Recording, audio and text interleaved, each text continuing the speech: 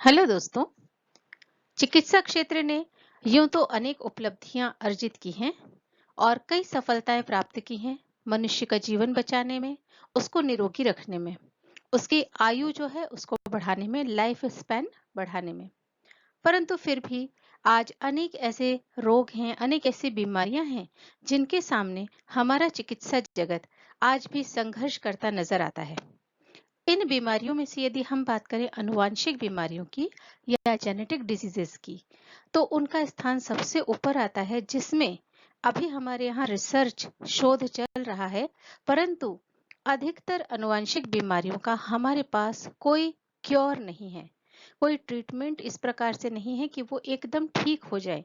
We can manage them, or the patient has to struggle and suffer a lot, and along with the patient the whole family struggles and suffers a lot. क्यों? क्योंकि जो आनुवांशिक बीमारियां हैं ये हमारे jeans के अंदर मौजूद हैं, और once if the defective gene is there is no cure for that particular disease. So साथियों, मैं डॉक्टर प्रीति श्रीवास्तव आपका अपने इस मिशन पर स्वागत करती हूं, जिसमें हम एक कोशिश कर रहे हैं पब्लिक अवेयरनेस क्रिएट करने की, to prevent the genetic diseases. As for genetic diseases, prevention is the ultimate cure. आइए हम इस सीरीज में अगला एक आनुवंशिक बीमारी के बारे में चर्चा करेंगे, जिसका नाम है हंटिंगटन्स डिजीज। इसके बारे में इंडिया में कम लोग जानते हैं। ये एक प्रोग्रेसिव न्यूरोजेनेटिक डिजीज है। जैसे कि इसके नाम से विदित है, ये उम्र के साथ साथ इसके लक्षण जो हैं वो बढ़ते चले जाते हैं। जो बीमारी है वो बढ़ रही है, that is why it is called progressive. And neurogenetic means ऐसी जेनेटिक बीमारी है जो कि हमारे ब्रेन सेल्स को या नर्व सेल्स को प्रभावित करती है। अब हम देखें कि इसमें होता क्या है आखिर। हमारे जो ब्रेन्स हैं या जो पेशेंट है जिसको ये हंटिंगटन्स डिजीज होती है, उसके ब्रेन के नर्व सेल्स जो हैं वो नॉन फंक्शनल होते चले जाते हैं और वो मरना शुरू कर देते हैं। ये पर्टिकुलरली ब्रेन का एक एरिया होता है जिसे बेसो गैंग्लियन कहते हैं, जो हमारे डिफरेंट जो मोटर फंक्शंस हैं, जैसे उठना, बैठना, चलना, काम करना, बोलना और सोचना, समझना, इन सारी गतिविधियों को नियंत्रित करने वाला जो पार्ट है हमारे ब्रेन का, उसको ये सबसे ज्यादा प्रभावित करता है, यानी उसको नष्ट करता है। तो ये जब हमारे ब्रेन की उस पार्ट की कोशिकाएं मरने लगती हैं, नर्व सेल्स, तो उनमें जो पेशेंट है उसको अपने मूवमेंट में, चलने, उठने, बैठने, बोलने में इस तरह की प्रॉब्लम्स तो आती ही हैं। उसके साथ अनेक मनोवैज्ञानिक इश्यूज भी उसके साथ जो हैं वो पाए जाते हैं। वो साइकोलॉजिकल इश्यूज हो सकते हैं, जैसे डिप्रेशन, एंजाइटी या अन्य और ऐसे बिहेवियरल उसके पैटर्न हो जाते हैं जो कि हमारी सोसाइटी में एक्सेप्टेबल नहीं होते हैं। इसके अलावा एक विचित्र प्रकार का उसकी बॉडी में जर्किंग मूवमेंट्स हमें दिखाई देते हैं, जिसे पहले कोरियन डांसिंग से रिजेंबल किया जाता था, और इसका एक नाम हंटिंगटन्स कोरिया भी दिया गया था। तो यदि हम कंक्लूड करें तो इस जो पर्टिकुलर डिजीज है, ये जितने भी प्रकार के motor, cognitive and behavioural problems हैं, इन सब का एक सम्मिलित प्रकार जो है वो हमें हंटिंगटन्स डिजीज में दिखाई देता है। यदि हम आंकड़ों की बात करें तो फरवरी 2012 में एक रिसर्च पेपर पब्लिश हुआ है, जिसका मैंने यहाँ पे लिंक दिया हुआ है। इसके अनुसार एशियाटिक कंट्रीज में ये प्रत्येक 10,000 लोगों में 0.4% की मात्रा में या उतने क्वांटिटी में लोग जो हैं इस नंबर में पर्टिकुलर हंटिंगटन्स डिजीज से ग्रसित हैं। जबकि यूरोपियन कंट्रीज में इसका परसेंटेज बहुत ज्यादा है, जो प्रति 10,000 व्यक्ति 5.7% है। अब यदि हम बात करते हैं एज ऑफ ऑनसेट की, कि इसके लक्षण कब से दिखाई देते हैं। वैसे तो अनेक आनुवांशिक बीमारियों के जो लक्षण हैं वो शुरुआत में ही दिखाई दे जाते हैं, बचपन में, या फिर बिल्कुल अल्प आयु में 2-3 साल में ही समझ में आ जाता है कि बच्चे को किसी प्रकार की प्रॉब्लम है। लेकिन आपको जानकर आश्चर्य होगा, हंटिंगटन्स डिजीज के जो लक्षण हैं वो 30 से 40 वर्ष की उम्र के बीच में ही अपीयर होते हैं। और तब तक क्या होता है कि वो व्यक्ति नॉर्मल ही दिखाई देता है, नॉर्मल बिहेव करता है, उसे भी नहीं पता होता है कि उसे किसी प्रकार की बीमारी है। जब तक सिम्टम्स आना शुरू होते हैं, तब तक वह व्यक्ति माता पिता बन चुके होते हैं और अनजाने में ही ये जो हंटिंगटन्स डिजीज का जीन है, ये अपने बच्चों में स्थानांतरित कर चुके होते हैं। हालांकि जो इसके चांसेस हैं वो 50-50 होते हैं कि उनके नेक्स्ट जो संतति है या अगली जनरेशन, उसमें 50-50 चांसेस हैं कि ये पर्टिकुलर जीन स्थानांतरित हो सकता है। लेकिन यदि ये एक बार पहुंच गया, तो क्योंकि ये एक डोमिनेंट जीन होता है, जो जिसका एक सिंगल जीन भी अगर उपस्थित है तो वो बीमारी अपने फुल स्विंग में दिखाई देगी।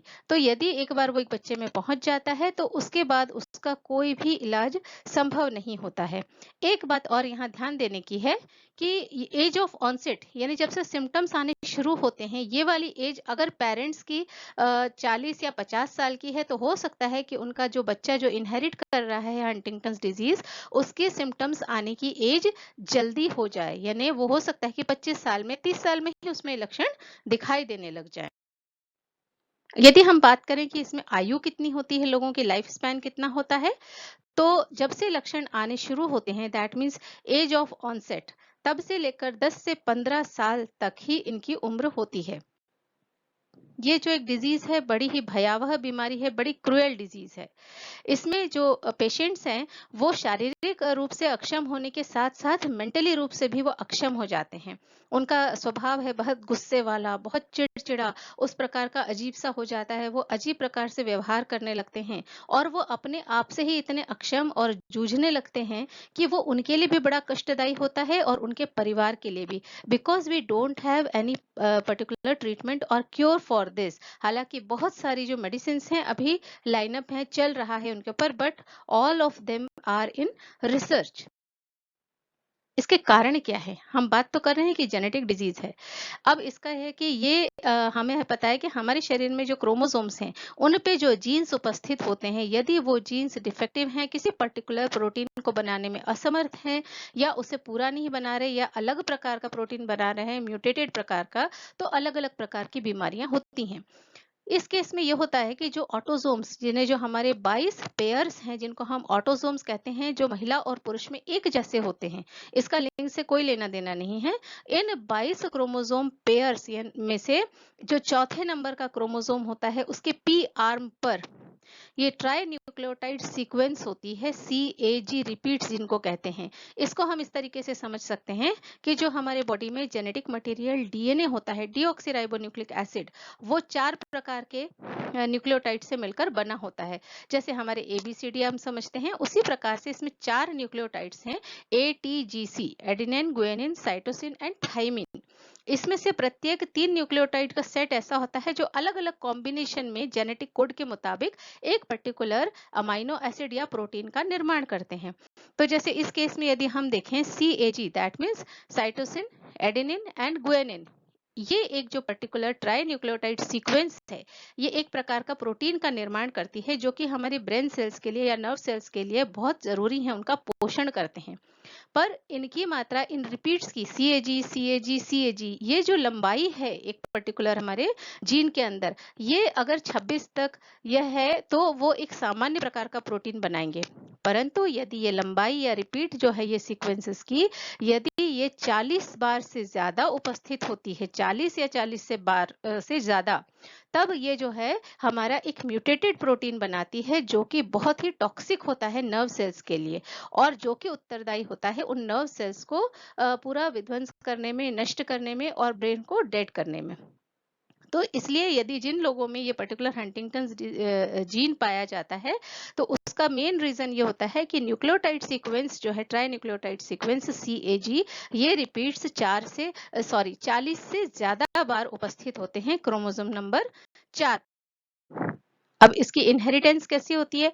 क्योंकि ये ऑटोसोमल है, और सबसे बड़ी चीज यहाँ देखने में आती है कि डोमिनेंट इनहेरिटेंस है। डोमिनेंट का मतलब ये हुआ कि यदि कोई रोग या कोई गुण अगर डोमिनेंट होता है, तो उसका सिर्फ एक सिंगल जीन ही पर्याप्त होता है हर एक रोग के लिए या हर एक गुण को प्रभावित करने वाले। हमने पहले अपने काफी लेक्चर्स में बात की है कि 2 प्रकार के इसमें एलील्स होते हैं, एक डोमिनेंट और एक रिसेसिव होता है। तो यदि किसी में एक डोमिनेंट और एक रिसेसिव मौजूद है एक पर्टिकुलर गुण के लिए, तो रिसेसिव वाला कभी भी अपने आप को प्रकट नहीं करेगा। लेकिन यहाँ पे देखने वाली बात है, ये जो पर्टिकुलर डिजीज है ये डोमिनेंट इनहेरिटेंस शो करती है। दैट मीन्स अगर दोनों पेरेंट्स में से किसी एक में भी ये हंटिंगटन्स डिजीज के जीन मौजूद हैं, तो उनके आने वाले बच्चों में या आने वाली जो नेक्स्ट जनरेशन है उसमें 50-50 चांस है कि वो बच्चों में स्थानांतरित हो जाएगी। और अगर एक भी बच्चे में वो चीज, एक जीन सिंगल आ जाता है, तो वो अपने आप को जो है वो फुल स्विंग में अपना शो करती है। ट्रीटमेंट की बात करें, इसका अभी तक कोई प्रॉपर फुल क्योर नहीं है। सिर्फ हम मैनेज कर सकते हैं इस डिजीज को, इसके सिम्टम्स को। मैनेजमेंट किस तरीके का, क्योंकि जैसे जबान लड़खड़ाती है, ठीक से बोल नहीं पाता है इसका पेशेंट, तो स्पीच थेरेपी की हेल्प ली जा सकती है, जो कुछ हद तक उसकी समस्या को सुलझा सकती है, ताकि वो जो कह रहा है वो लोगों को स्पष्ट समझ में आए। दूसरा, जो साइकोलॉजिकल इश्यूज हैं उससे रिलेटेड थेरेपीज लेनी पड़ती हैं, ताकि उसका जो मेंटल स्टेटस है कुछ हद तक हम उसे ठीक रख पाएं। फिजिकल थेरेपी लेनी पड़ती है, क्योंकि उसका जो पोस्चर है, जो उसके जर्की मोमेंट्स हैं, और जो हाथ पैर उसके हिलते हैं, जो प्रॉपर चल नहीं पाता है, हाथों से चीजें गिरने लगती हैं, इन सब चीजों के लिए फिजिकल थेरेपी या फिजिकल थेरेपिस्ट की सहायता ली जा सकती है।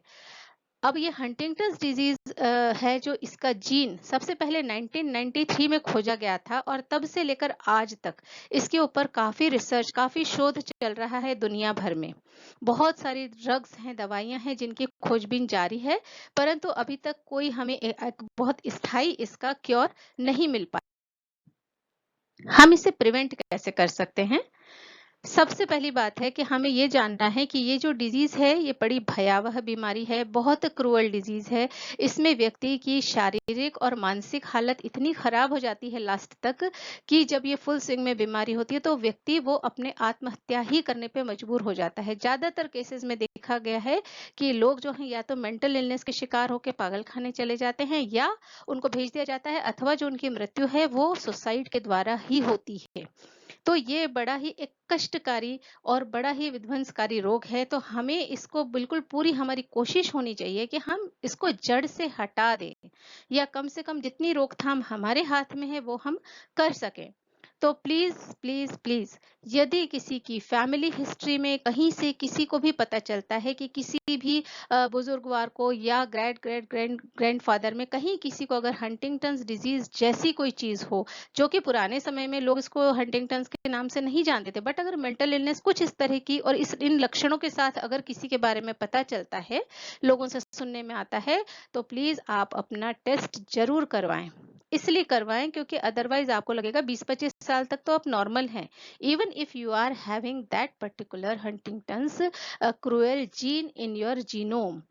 तो टेस्ट कराएं। टेस्ट कराने से ये होगा कि हम उसकी गति को, बीमारी को हम अपने ऊपर जो उसके इफेक्ट्स, इल इफेक्ट्स आने वाले हैं उनको हम रोक तो नहीं सकते हैं, पर जैसा अभी हमने बात की कि हम मैनेज कर सकते हैं, तो हम पहले ही एक डॉक्टरी सहायता ले लेंगे, और उन लक्षणों की जो बहुत तीव्रता है उसको हम कुछ हद तक सीमा में कंट्रोल कर सकते हैं। एंड सेकेंडली, जो मस्ट है कि if anybody is found positive, तो उसको ये चेक करना चाहिए कि वो अगली पीढ़ी में इसको स्थानांतरित करने में मदद ना करे। दैट मीन्स ही और she must not produce kids, because in every pregnancy there are 50-50 chances of the child to have this particular lethal gene in him or। Last में यही कहना चाहूंगी, जितनी भी हमारी जेनेटिक डिजीजेस हैं जो कि पेरेंट्स से बच्चों में ट्रांसमिट होती हैं, उसके लिए prevention is the ultimate cure. And secondly, जन जागरूकता बहुत आवश्यक है, पब्लिक अवेयरनेस, क्योंकि मैंने बड़ी निकटता से लोगों को देखा है कि इवन बीइंग अ डॉक्टर, ये सोशल स्टिग्मा की वजह से लोग इस बीमारी को छुपाते हैं, इस बीमारी को या अन्य बीमारियों को, जो स्वयं के लिए भी बड़ी घातक हैं और समाज के लिए, परिवार के लिए बहुत घातक चीज है। तो कृपया सामने आए, अलर्ट रहें, अपना जो है इस बारे में अवेयरनेस रखें, एंड गेट टेस्टेड। और उसके बाद जो भी गाइडलाइंस आपके जेनेटिक काउंसलर से आपके डॉक्टर्स कहते हैं उनको फॉलो करें, and help करें in eradicating all these lethal genetic diseases from the society, so that we can build a healthy and a strong India. Thank you. जय हिंद।